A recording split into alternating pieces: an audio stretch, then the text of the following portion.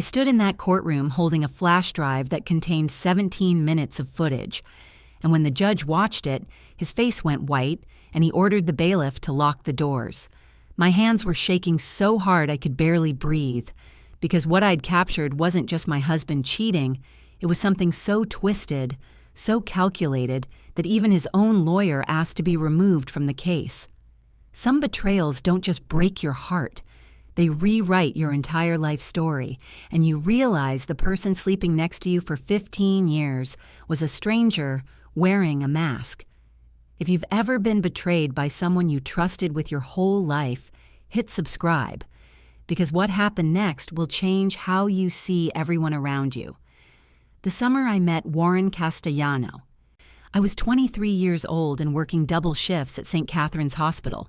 My scrubs smelled like antiseptic and my feet ached in those cheap white sneakers, but I didn't mind. I was saving for nursing school, real nursing school, not just the CNA certificate I'd scraped together at community college. Warren walked into the ICU on a Tuesday afternoon wearing a suit that cost more than my car. His father had suffered a stroke. Severe. The kind that changes everything. I was assigned to Mr. Castellano's care, and for 3 weeks, Warren showed up every single day at 6 p.m., like clockwork. He'd sit in that vinyl chair by his father's bed, loosening his tie, telling me stories about growing up in their big house on Magnolia Drive, how his father built Castellano Construction from nothing, how he taught Warren that family was everything, that blood meant loyalty, and loyalty meant sacrifice. My father always said the right woman would be his partner, not his trophy. Warren told me one evening, his voice soft in the dim hospital light. His eyes met mine across the beeping monitors. Someone who understands what it means to work for something. 3 months later, we were engaged. I should have seen it then, the way he controlled the narrative. How every story positioned him as the hero, the dutiful son, the self-made man. But I was young, and he was charming. And when you grow up in a trailer park in Valdosta, a man in a tailored suit feels like a miracle. We married that December in his family's church. His mother, Vivienne, wore ivory silk and smiled with her mouth closed. She kissed my cheek after the ceremony and whispered, "Welcome to the family, dear. Warren's father would have been so proud." Mr. Castellano had passed 2 months earlier. Warren inherited everything. The construction company, the properties, the reputation. And me? I inherited the role of Warren Castellano's devoted wife. For the first 2 years, I played it perfectly. I quit my CNA job like he asked, hosted dinner parties for his business associates, learned to make conversation about profit margins and zoning laws while wearing the jewelry he bought me. I smiled until my cheeks hurt. Then I got pregnant with our son, Luca. The pregnancy was difficult. Hyperemesis gravidarum. I threw up so violently that I cracked a rib. Warren hired a nanny before Luca was even born. "You'll need help," he said, patting my hand like I was a child. "I need you rested and ready to get back to your duties." But here's what I didn't expect. I loved being a mother. Every sleepless night, every diaper change, every tiny milestone felt like something that belonged to me alone. Luca was mine in a way nothing else in that marble-columned house ever was. Warren hated it. "You're obsessing," he'd say when he found me rocking Luca at 2 a.m. "The nanny can handle this. You're making yourself sick again." But I wasn't sick. I was awake. For the first time in years, I was paying attention. That's when Cordelia arrived. Warren introduced her as his new executive assistant. 26 years old, corn silk blonde hair, legs that went on for days. She had a degree in business management and an efficiency that made Warren's previous assistant look like a sloth. "Cordelia's going to revolutionize how we operate," Warren announced at dinner one night. Luca squirming in his high chair beside me. "She's brilliant, sharp as a tack." Vivian, visiting from her condo in Savannah, raised one perfectly penciled eyebrow. "How lovely. Where did you find her?" "LinkedIn," Cordelia answered, her smile bright and practiced. "I've been following Castellano Construction for years. It's an honor to work with someone of Mr. Castellano's caliber." I watched Warren's chest puff up like a rooster. "Cordelia understands the vision," he said. "She gets it." 6 months later, Warren was working late every night. Board meetings ran until midnight. Business dinners stretched into early morning. When I asked about his schedule, he'd sigh like I was bothering him. "You're overthinking again," he'd say, not looking up from his phone. "Cordelia's just helping me close some major deals. Stop being paranoid." I wasn't paranoid. I was a wife watching her husband slip away in real time. The first real warning came on a Saturday afternoon. Warren's phone buzzed on the kitchen counter while he was in the shower. The screen lit up. "Cordelia, can't wait for tomorrow night." My stomach dropped. I picked up the phone, my hands trembling. Another message appeared. "Should I wear the red dress? You said it was your favorite." I heard the shower shut off. I set the phone down exactly where I'd found it and walked upstairs to check on Luca, my heart hammering against my ribs. That should have been my first warning, but I was still too loyal to see what was coming. The disrespect started small, little cuts that bled slow. Warren stopped kissing me goodbye in the mornings. He'd leave before I woke up, and when I'd call to ask about dinner, he'd sound irritated. "I don't know, figure it out. I'm busy." At Luca's 4th birthday party, Warren showed up an hour late with Cordelia in tow. "Sorry, we got caught up at the site," he said, barely glancing at the dinosaur cake I'd spent 3 hours decorating. "Cordelia's been invaluable today. Couldn't have managed without her." Cordelia crouched down to Luca's eye level, her smile wide and white. "Happy birthday, sweet boy. Your daddy talks about you all the time." Vivian watched from across the patio, her martini glass frozen halfway to her lips. She caught my eye and mouthed one word: careful. That summer, Warren took Cordelia to a construction conference in Miami. 4 days. He didn't invite me. "It's a work trip," he said, scrolling through his phone. "You'd be bored. Besides, someone needs to stay with Luca." When he came back, he smelled different. Expensive perfume and ocean salt. There was a hickey on his collarbone. Faded, but there. He saw me staring at it in the bathroom mirror. "Sunburn," he said flatly, "from the beach volleyball tournament." I didn't believe him. But when I tried to bring it up later, he exploded. "This again? Jesus, you're suffocating me." He slammed his fist on the dresser. "Cordelia is my assistant. That's it. She's like a daughter to me. Young enough to be my daughter, actually. You're being paranoid and jealous, and frankly, it's embarrassing." He made me feel crazy, small, stupid for even asking. That should have been my second warning, but I still didn't see the full picture. The humiliation hit its peak at the company's annual gala. I wore a navy gown that Warren had picked out. Conservative, modest, appropriate. Cordelia arrived in scarlet silk that clung to her body like water. Warren spent the entire evening at her side, laughing at her jokes, touching her lower back when he guided her through the crowd. I stood by the bar, nursing a glass of champagne, watching my husband act like I didn't exist. But the worst moment came during his speech. Warren took the microphone, thanked his employees, his investors, his incredible team. Then he turned to Cordelia, standing beside him on that raised platform, and said, "I especially want to thank my right hand, Cordelia Bennett, who's made this year the most successful in company history. I couldn't have done any of this without her dedication and brilliance." The applause was thunderous. Cordelia blushed, perfectly, beautifully, and touched Warren's arm in a gesture that looked professional to everyone else. But I saw the way his hand lingered on her waist. I saw the look they exchanged. He never mentioned me. Not once. His wife of 15 years, standing 20 feet away, invisible. I excused myself to the bathroom and locked myself in a stall, biting my knuckle to keep from screaming. The tile was cold against my forehead. My reflection in the mirror showed a woman I barely recognized, hollow-eyed, diminished, erased. When I came back out, one of Warren's business partners cornered me. Gerald Hutchins, 60 years old, bourbon breath, wandering eyes. "Your husband's a lucky man," he slurred, leaning too close. Though if I had a wife who looked like you, I'd keep her closer. Know what I mean? I stepped back, my skin crawling.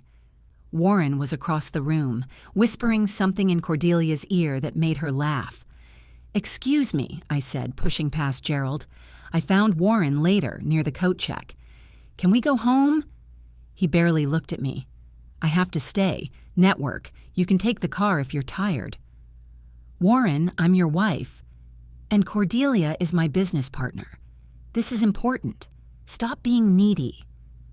I drove home alone that night, my hands white-knuckled on the steering wheel, tears streaming down my face. The house was dark and empty. Luca was asleep upstairs. I sat in the driveway for 20 minutes, unable to move, unable to think. The humiliation wasn't just public. It was systematic, calculated. Warren was rewriting our life, erasing me piece by piece, making space for Cordelia to step into my place. Vivian appeared at my elbow the next day during a charity luncheon I couldn't avoid. Her expression was grim. "You need to protect yourself," she whispered. "I've seen this before. My late husband—" She stopped, her jaw tightening. "Just protect yourself, dear. Document everything." That night, I lay awake beside Warren, listening to him snore. His phone buzzed on the nightstand. I picked it up. "Cordelia, tonight was perfect. I love you." "Warren, love you too. Can't wait to start our real life together." My hands went numb. The phone slipped from my grip, clattering onto the hardwood floor. Warren stirred, but didn't wake. I stared at the ceiling until dawn, my mind racing. Our real life together. What did that mean? Was he leaving me? Had they been planning this all along? The answer came 2 weeks later. Luca was 6 years old the night he climbed into my bed and whispered the words that shattered my world. "Mom," he said, his little face serious in the glow of the hallway light. "I saw Daddy kissing that lady in the car." My blood turned to ice. "What lady, baby?" "The one with the yellow hair, Miss Cordelia." His voice was matter of fact, like he was reporting seeing a bird in the yard. "They were in Daddy's car, in the garage. I went to get my soccer ball and I saw them." My stomach lurched. I pulled Luca close, smoothing his hair. "When was this?" "Yesterday, after dinner." He yawned. "Are you and Daddy getting divorced like Braden's parents?" I couldn't answer. I just held him until he fell asleep. My mind spinning with rage and clarity and something that felt horribly like relief. Because now I knew. I wasn't crazy. I wasn't overthinking. I was married to a liar. The next morning, I made a decision. I was going to follow them. Document everything. No more gaslighting, no more doubt. I waited until Warren left for work, kissed Luca goodbye, and told our nanny I had errands to run. Then I drove to Warren's office building and parked across the street, my phone charged and ready. My hands trembled on the steering wheel. This was it. The moment I'd either confirm my worst fears or discover I'd been wrong all along. Part of me prayed I was wrong, that I was the paranoid, overthinking wife Warren said I was, that there was some innocent explanation for everything, but deep down, I already knew the truth. I could feel it in my bones. At 11:30 a.m., Warren emerged with Cordelia. They walked to his black Audi, laughing. She touched his arm. Casual, familiar, the touch of someone who'd done it 100 times before. He opened her door, his hand brushing the small of her back. The gesture was intimate, possessive. My stomach turned. They didn't go to the construction site. They drove to a neighborhood I didn't recognize. Tree-lined streets, modest ranch homes, the kind of place young families buy their first house. Warren parked in front of a pale yellow house with a sold sign out front and a small magnolia tree in the yard. I parked 2 houses down, my pulse hammering so loud I could hear it in my ears. My hands shook as I turned on my phone's video camera and zoomed in, checking the angle twice to make sure I captured everything. They got out of the car. Warren unlocked the front door like he owned the place, because I realized with sickening clarity he probably did. They went inside. The door closed behind them. I sat there in my car, watching that yellow house, my chest tight with anger and grief and something that felt like vindication. I recorded everything. The timestamp on my phone, the license plate, the address, every car that passed by, the fact that no one else was there, no real estate agent, no inspector, no reason for them to be alone in an empty house in the middle of a workday. 45 minutes crawled by like hours. I imagined what they were doing inside. My imagination was cruel, detailed, relentless. Then the front door opened. Cordelia came out first, adjusting her blouse, tucking a strand of hair behind her ear. Warren followed, his tie loosened, grinning like a man who'd just won the lottery. He locked the door, checked his watch, said something that made her laugh. I captured every second. My finger stayed steady on the record button, even though my entire body was shaking. Then they came out. Cordelia was adjusting her blouse. Warren was grinning like a man who'd just won the lottery. I captured it all. But here's where it gets darker. The next day, I couldn't stop thinking about that house. So I did some digging. Public records, property searches. The house had been purchased 3 weeks ago. Cash sale. Under an LLC, Castellano Holdings. Warren had bought Cordelia a house. My hands shook as I scrolled through the documents on my laptop, but then I found something that made my stomach drop through the floor. There was a life insurance policy, $2 million, on me. Taken out 6 months ago, and Warren was the sole beneficiary. I called our family lawyer, Preston Whitfield, a man I'd known since our wedding. He met me at a coffee shop downtown, his expression grave. "Preston, I need to know the truth. Can you pull Warren's financial records?" He hesitated. "That's a breach of—" "Please." My voice cracked. "I think my husband is planning something, and I need to know if I'm right." Preston studied me for a long moment, then nodded. "Give me 2 days." 2 days felt like 2 years. When Preston called me back, his voice was tight. "We need to meet, now." I drove to his office, my heart in my throat. He spread documents across his mahogany desk, bank statements, emails, property records. "Your husband has been siphoning money from your joint accounts for 8 months, Preston said quietly. "He's transferred over $400,000 into an account under Cordelia's name. He's purchased that house for her, and there's more." What more could there possibly be? Preston handed me a printed email. The subject line read, "Timeline for Transition." I read it twice before the words made sense. Cordelia. Everything's almost in place. Once the policy matures and the accident is handled, we'll be free. The business will stabilize once I'm remarried. Mother thinks it's the right move. 6 months tops. Then it's just you, me, and the empire we'll build. W. The room tilted. He's planning to kill me. Preston's expression was stone. That's what it looks like. And the policy payout will fund his new life with Cordelia. I couldn't breathe. My husband, the man I'd built a life with, the father of my child, was conspiring to murder me. "What do I do?" I whispered. Preston leaned forward. "You document everything. You record every interaction. You protect yourself and your son, and you do not let him know that you know." I left Preston's office with copies of every document, my mind racing with one singular thought. Warren Castellano wanted me dead. But he had no idea what I was about to do next. Have you ever trusted someone so completely that you missed all the red flags? Drop a comment and tell me. What would you do in my shoes? I became someone I didn't recognize. Calm, strategic, ruthless. For 2 weeks, I played the role of the oblivious wife. I smiled at Warren over breakfast. I asked Cordelia how her day was when she stopped by to drop off papers. I tucked Luca into bed every night and whispered, "Mommy's going to fix everything." But behind the scenes, I was building a case that would destroy them both. First, I installed a hidden camera in Warren's car, one of those tiny dash cams that also records the interior. Warren never noticed. He was too busy texting Cordelia to pay attention. The footage I got was damning. Conversations about handling me. Plans for where they'd travel after the tragedy.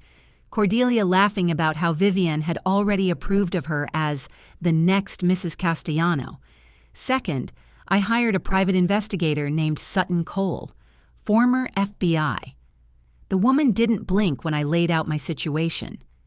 "You need hard evidence," Sutton said. "Not just the affair, proof of the conspiracy." She wired me with a micro recorder. For 3 days I wore that tiny device everywhere, recording Warren's phone calls, his conversations with Cordelia, his late-night confessions when he thought I was asleep. On day 3, I hit gold. Warren was on the phone in his office. I stood outside the door, my heart pounding, the recorder running. "No, Mother, I told you, it has to look natural," Warren said, his voice low. "A car accident, maybe brake failure. Dixon found someone who can make it look clean." My blood went cold. Dixon. Who was Dixon? Another conspirator in Warren's murderous plan? And the boy? Vivian's voice crackled through the speakerphone. "What happens to Luca?" "He's young. He'll adjust. Cordelia will be a good stepmother. Better than—" He stopped. "It's for the best, Mother. Trust me." I pressed my hand over my mouth to keep from gasping. His own mother knew. She was helping him. All that talk about protecting myself, about documenting everything. Had that been theater? Or had Warren pulled her into his scheme after that warning? Either way, Vivian Castellano had chosen her son's freedom over my life. I had everything I needed. The next day, I met with Preston and a criminal attorney named Fiona Graves. We laid out every piece of evidence. The life insurance policy, the emails, the recorded conversations, the financial transfers. "This is attempted murder," Fiona said grimly, "and conspiracy. With audio evidence and a witness, your son, this is airtight." "What do we do?"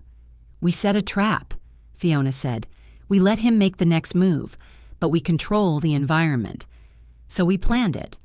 A family trip to our lake house, isolated, private, the perfect place for an accident. I called Warren that afternoon, my voice light and cheerful.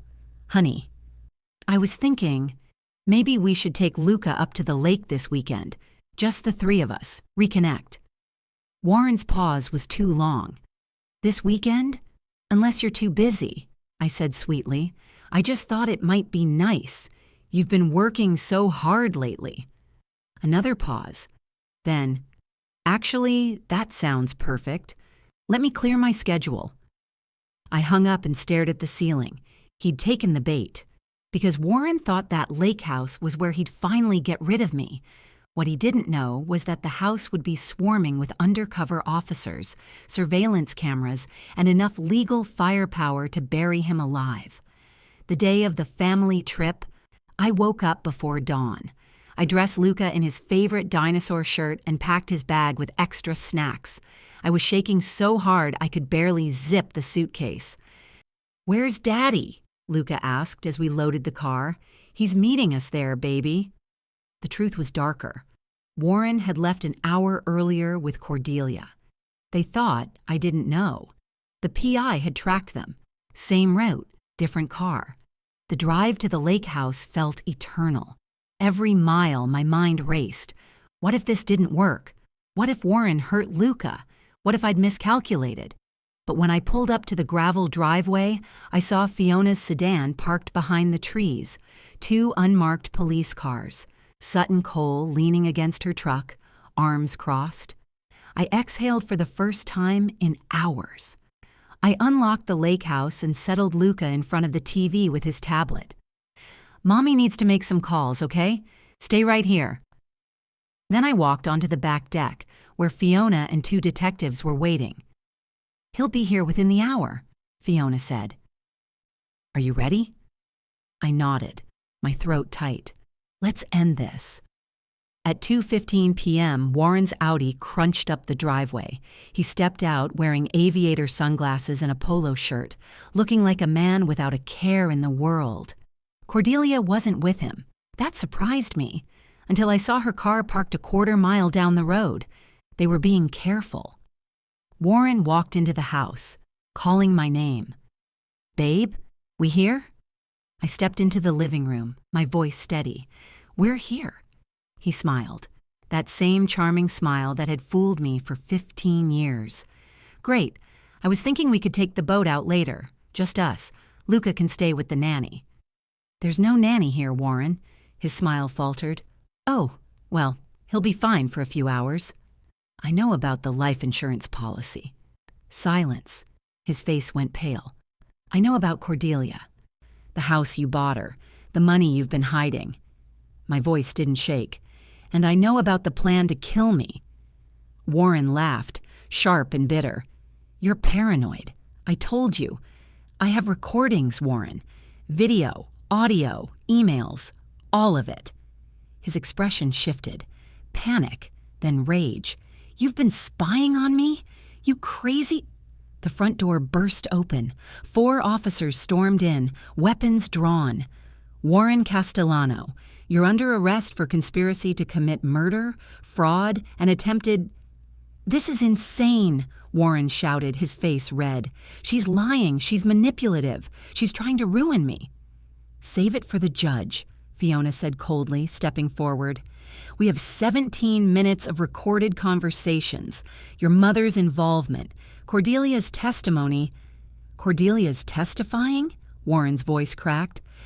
"She flipped the second we offered her immunity," Fiona said with a tight smile. "She gave us everything.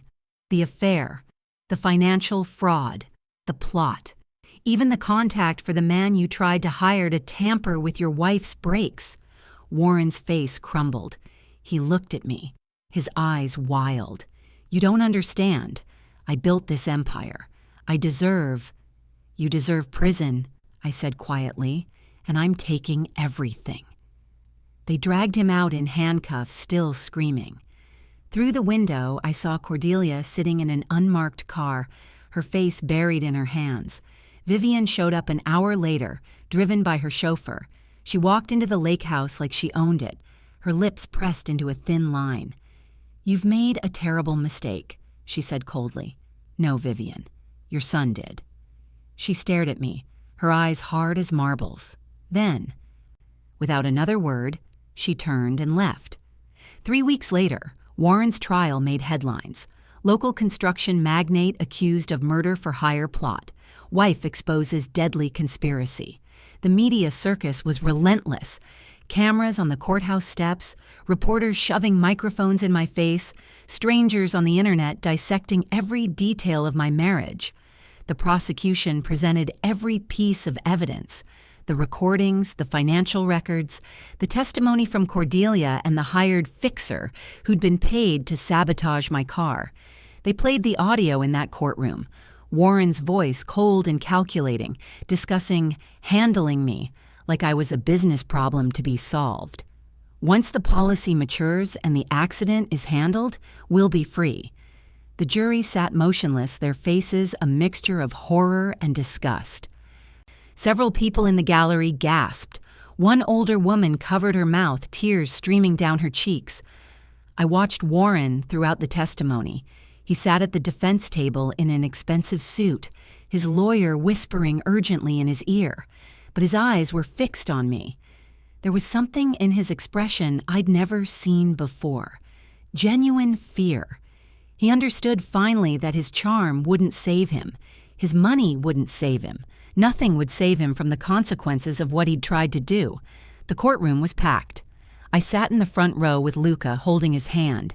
He didn't understand everything, but he understood enough. When Warren looked at him, his own son, Luca turned his face away and pressed closer to me. That small gesture broke something in Warren. I saw it happen. His shoulders slumped. His jaw went slack. When the judge delivered the verdict, guilty on all counts, Warren's legs buckled. He grabbed the edge of the table to steady himself. He looked at me one last time, and I saw it. The realization that he'd lost everything: his freedom, his reputation, his family, his empire. The sentencing was swift. 25 years, no parole. Cordelia received 5 years for conspiracy and fraud. Vivian faced charges as an accessory. The Castellano Empire, everything Warren had killed his soul to build, was now mine. The weeks after Warren's conviction felt surreal. I walked through that big house on Magnolia Drive like a ghost, touching things that no longer felt real. The marble countertops, the leather furniture, the framed photos of a life that had been built on lies. I filed for divorce the day after sentencing. Warren didn't contest it. He couldn't.